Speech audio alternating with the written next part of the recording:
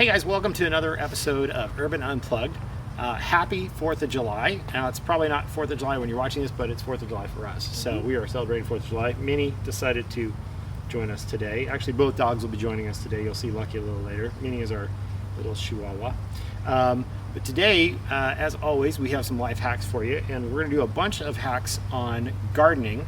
And today we're going to do it on raised flower beds. So I brought our expert Danielle, our expert gardener, along with me to talk about raised flower beds. What are some of the benefits you think to doing raised flower beds? Why do people do those? Well, they look nice for one thing. Clean. They look nice and neat. Because they're raised, you get less bugs in them, especially if you put some cedar chips around them, or we chose to do pea gravel around them. Keeps the weeds to a minimum because you're able to put weed cloth inside them, so you don't have things coming up from the ground necessarily. It takes less soil, topsoil, so if you have to bring in soil, it takes a lot less, and you're more easily able to control the ratios in that with the fertilizer and whatnot. Yep. And you just get nice, neat, clean containers. Yeah, and in an urban environment, you're really tight on space, and so we're going to show you how we do it, how we get a lot of vegetables out of a very small amount of space. Some other benefits too: you use less water because you're not watering the whole ground, and also you don't have to till up the soil, so you're not using a tiller. You don't need any heavy equipment. Pretty much just a garden trowel and a hose. So we're going to show you how to build those in this episode. Very simple. Like we said, life hacks are they're healthy for you. Vegetables are very healthy for us. They're affordable. These boxes we're going to build, you can build for under $2. Clean for the environment. We're using very little water compared to if we had put it in the ground. So we're conserving water. Plus, growing your vegetables yourself, you don't have to incur all of the environmental issues of getting vegetables to a store. You know, a truck has to get them to the store, and then you have to drive them home, and then refrigerating them at the store. In fact, we very seldom keep vegetables in our fridge. Most of the time, you just come out and get them fresh and eat them fresh. So you're saving energy, it's better for the environment, and it's simple. We're going to show you how simple it is a little later in this video, but for right now, I'm ready to go for a hike. How about you? Yes, let's go. Let's do it.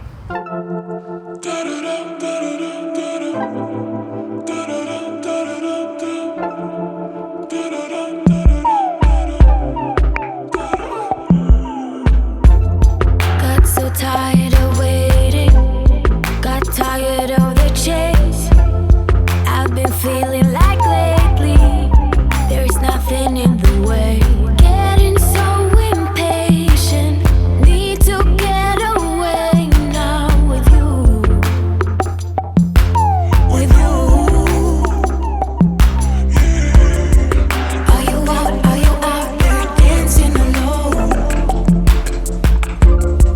Are you up on the road? And of course, free charging. That's always a plus. Just how many days will go till I call you my own?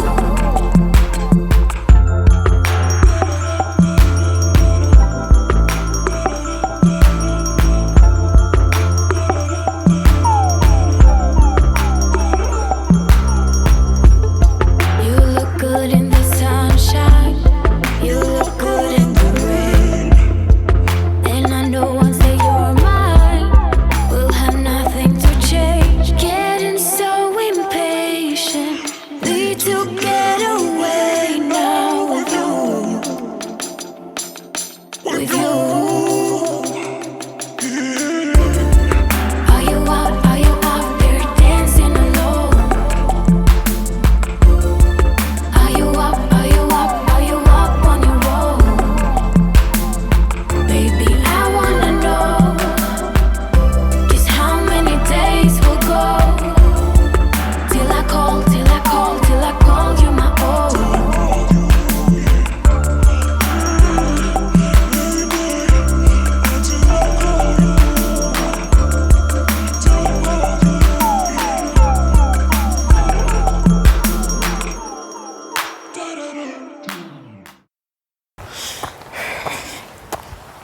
This is just such an elevation. Not far behind us.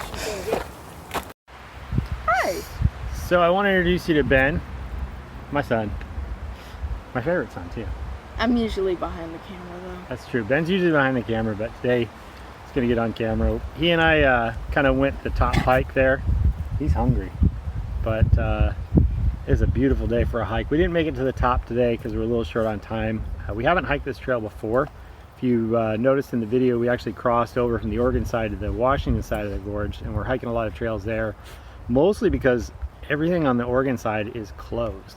And it's just a good reminder, especially on the 4th of July, be careful with fireworks.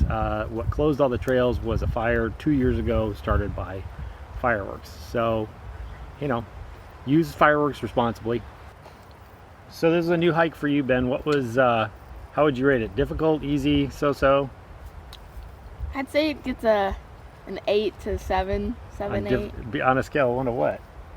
Of 1 to 10. Oh, 1 to 10. Yeah, it was a pretty steep trail. It was, the dogs are panting a lot, and they're happy. They're happy to stop right now and get a little snack and something to drink. So we're back from our hike. We had a great time. If you want to learn more about that hike that we went on, I'm going to list it in the comments below. It was in just outside of Stevenson, Washington. Beautiful place to go hiking.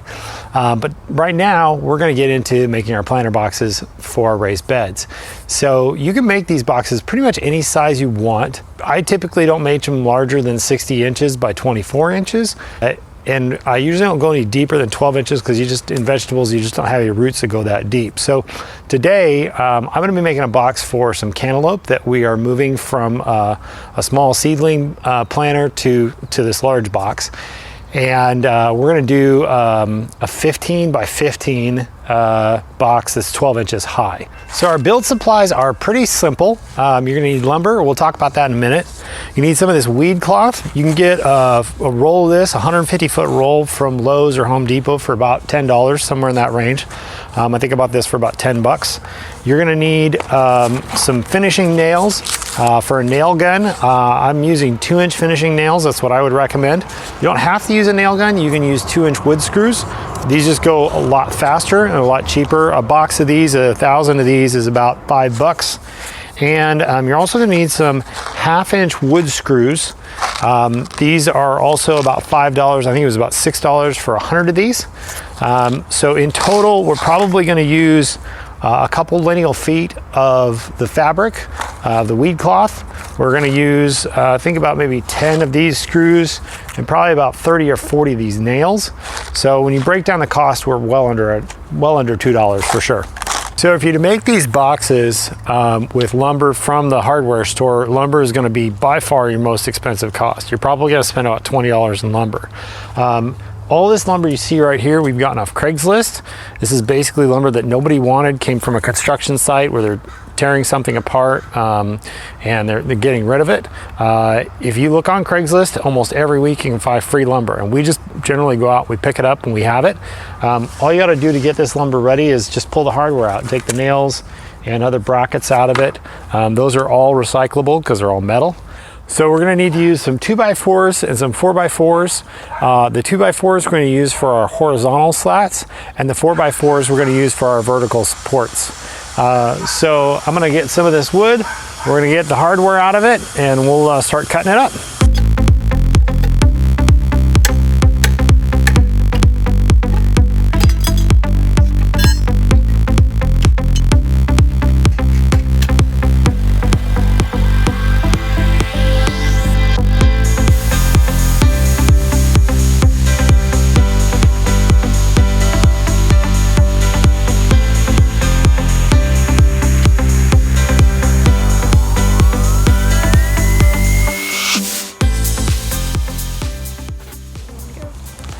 All right, so we've got our lumber all cleared up, got all the hardware out of it and nails. It's ready to cut. 2x4 and some 4x4s. I'm gonna walk you through the tools that we're gonna use in this project real quick. Let's start with the nail gun. So when we assemble this box, we're gonna use a compressor and a nail gun. You don't need a very large compressor. This is a 1/3 of a horsepower compressor. It's more than enough to get about 80 PSI to punch these nails in. You're also going to need a drill, a crowbar. We've already used the crowbar for getting the nails out of the wood, but we're going to use it a little later again for cutting our channels. You'll need a tape measure, a 10-inch table saw. You'll also need a 10-inch compound miter saw. The first step is to cut all the boards to size, and we're going to start by cutting the 4x4s to 12 inches because they're going to be the height of our boxes. So I'm just going to mark out 12 inches on here.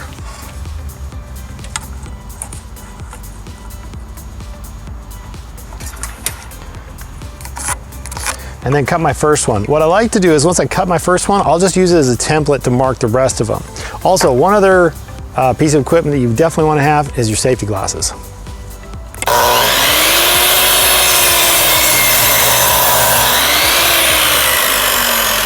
Now that I got my first one cut, I'm just going to line it up on the next one and mark it. You want to make sure to mark and then cut and mark and cut. You don't want to line it up here and mark your next one because you're not going to be compensating for the width of the saw, or what they call the kerf.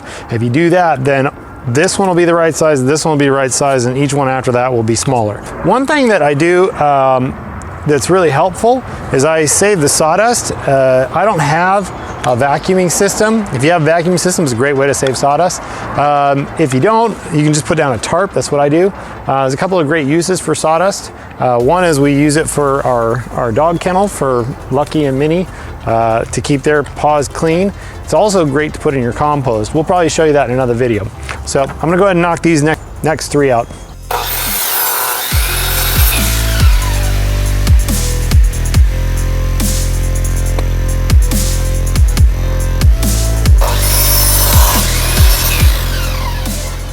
Now that we have our 4x4s cut, we're ready to cut our pieces for the slats, and we're gonna cut them to size before we rip them into slats. So whatever size you wanna make your box, length and width, that's what you need to make your slats minus 5 inches. Now in my case, I wanna make a 15 by 15 inch box. So I'm gonna take 5 inches off of both of those dimensions to get 10 inches. And since it's square, all my slats are gonna be the same size.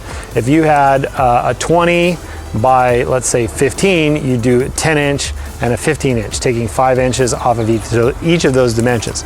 Like I said, for this one, we're gonna cut these to 10 inches. So I'm gonna measure that out and get them cut.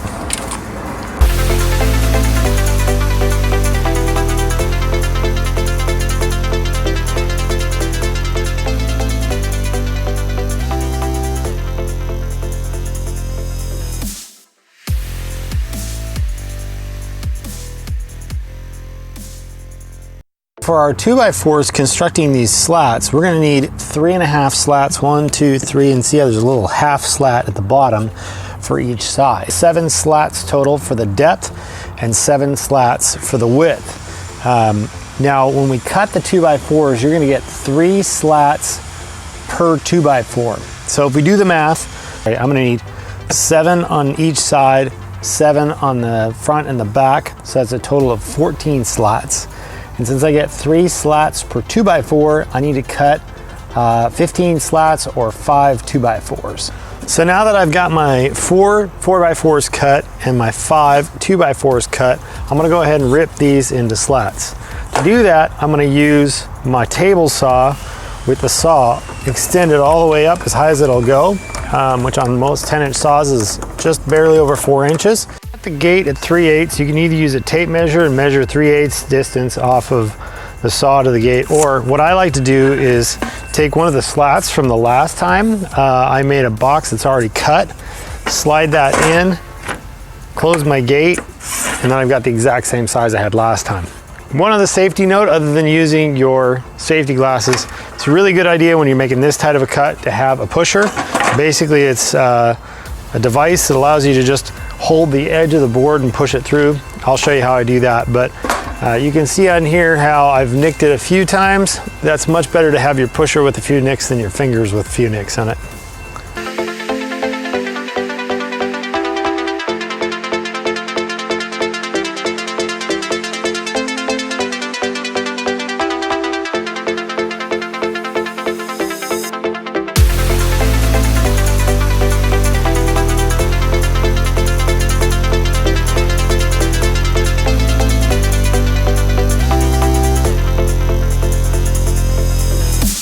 So now we're ready to cut the channels on our upright supports on our 4x4s. Now if you don't have a router, you can do this with a table saw. I'll show you how. You're just going to make 3 separate passes to make that cut. So to set this up, I'm going to set my table height, my saw height at 1 inch here, right at 1 inch. And then I've set my gate at 2.5 inches. When I go in through and cut these, I'm going to cut it through one time like this. I'm going to rotate it and flip it and cut it again. That'll give me my right side and my left side cut, or the length and the width cut for my channels. So here we go.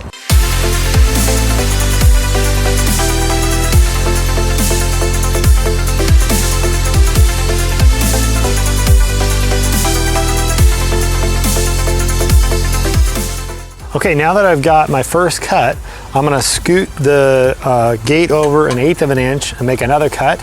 I'm gonna scoot it one more time after that and make another cut. And that'll give me 3 separate cuts that should total 3/8 of an inch.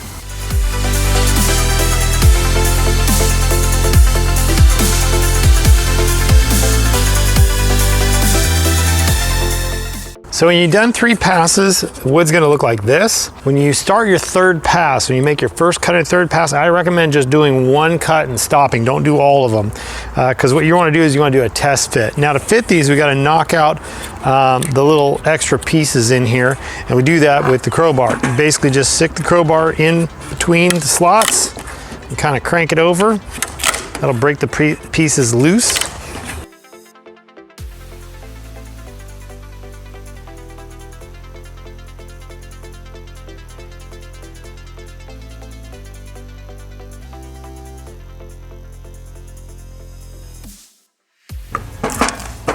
There we go. Now we're gonna do a test fit. We wanna take one of the larger pieces and make sure it slides in smoothly and doesn't wiggle around too much. This is pretty much exactly what you want. You got just barely enough room on either side to slide one of these slats in. That'll give you nice space that you can move it freely when you're assembling this without having to hammer them in a lot.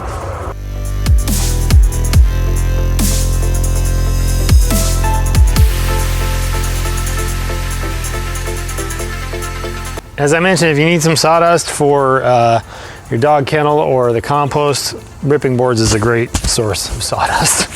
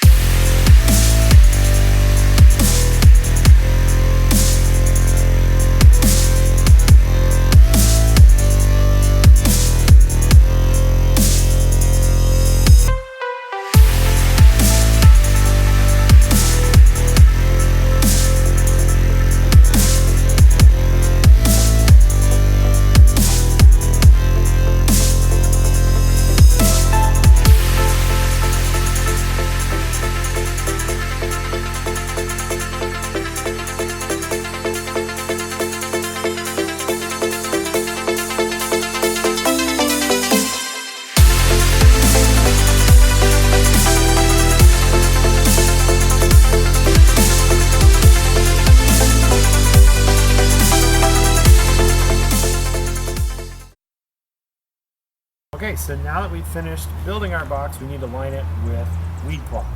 And so I've already cut lengths of weed cloth. You're going to cut 2 lengths one that goes this way and one that goes this way. You need to cut enough weed cloth to go down the side, across the bottom, and back up the top. So essentially you'll have a layer on every side. Now I've already got the weed cloth in. I just need to attach it with some screws. We're going to attach it with the 1/2-inch screws. However, if I just use these screws, it'll go right through the weed cloth. You got to have some kind of washer, and you can get those washers. You can get plastic washers at your local hardware store. I prefer to just reuse stuff, and just some PVC plastic that would normally go. This is a food container. It had mushrooms in it that would normally go to your recycling bin. Works perfect for this. I basically need about 6 of them, so I'm just going to cut them out here real quick, and we'll do that. You want to cut sections that are about a 1-inch square or bigger. So I'm going to use these sides. So something like that.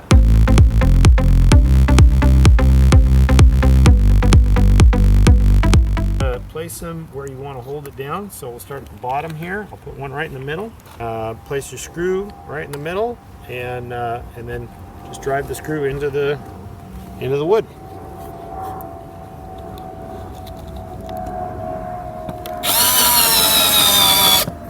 Just like that. You want to make sure when you're securing these two, you push the fabric all the way down to the bottom. You don't want to have it tight, because when you put that dirt in there, it's going to just rip the fabric.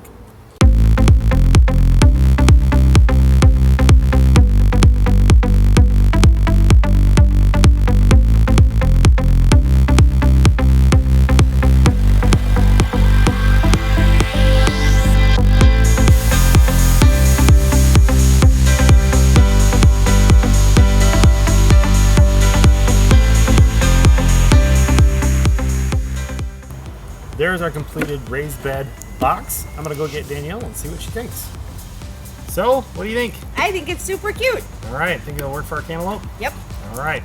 So now we're gonna put some dirt in it, plant our cantaloupe. Okay. Here we go. This is our composter. We're not gonna talk about it too much this episode. We'll probably do a whole other episode on composting. But we use a method that pretty much any time we can pull fertilizer out of it. We'll probably mix a little bit of dirt, but this stuff is pretty much ready to go to plant our cantaloupe in. We just basically need to filter it. So we use this screen on our box and dump some dirt in it. You ready?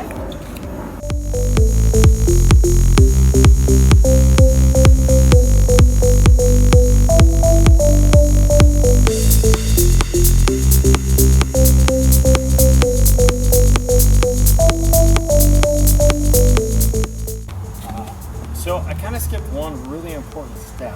And it's not as big of a deal with a small box like this. With a big box like this, you really want to level and set the box before you start putting dirt in it, because it'll get way too heavy to do it. Fortunately, this thing's pretty light with only 1 cubic foot of dirt. So if you're using pea gravel, or if you're using I'm going to get to it, bark chips, you want to clear the bark chips away so there's room for that stabilizer piece at the bottom that we put on there. So just kind of clear out a spot, and then you're going to set it in, basically try to get it level, and then push the rocks, or if you've got bark dust, push the bark dust back in underneath so that it's got room to sit square. You can also get a level out if you want and make sure it's exactly right. I usually just kind of eyeball it, kind of set it, take a step back, see if it looks straight. If it looks good, I think we're pretty good. So we've got our potting soil, our fertilizer in here, our compost, ready to put these in. As we're finishing up our 4th of July episode, I was just kind of thinking about some things I'm really thankful for. You know, if you want to make change, it's really up to you. If you live in a free world, if you live in a free country like the United States, and I think we're really fortunate to live in a place where we basically live the way we want to. We don't have to buy our electricity. We can produce our own. We don't have to buy our food from a certain place. We can produce our own. I know a lot of people talk about climate change and how the government's not doing anything, but I think I was thinking this weekend, you know, we kind of need to decide that for ourselves. Like, imagine if everybody planted their own garden, how much reduction of carbon you would have. Imagine if everybody drove an electric vehicle or gathered most of their energy from the sun. It'd be a big difference. So tomorrow Danielle is going to be singing at where's it at? It's a veterans rehab facility in Vancouver, Washington. Yeah, my dad, who is a Marine, had a hip replacement, and he's there getting recovered. And he mentioned that Danielle can come and sing for veterans, and so that's what we're going to do. So, I guess I would encourage you to, if there's a veteran that you know of, at least say thank you, or maybe you could do something for them. But I do think about the freedoms that we have, and those are all pretty much due to people in our armed forces who make sure that we have those freedoms. So we're going to see you next at Veterans Hall, but our cantaloupe's ready to go.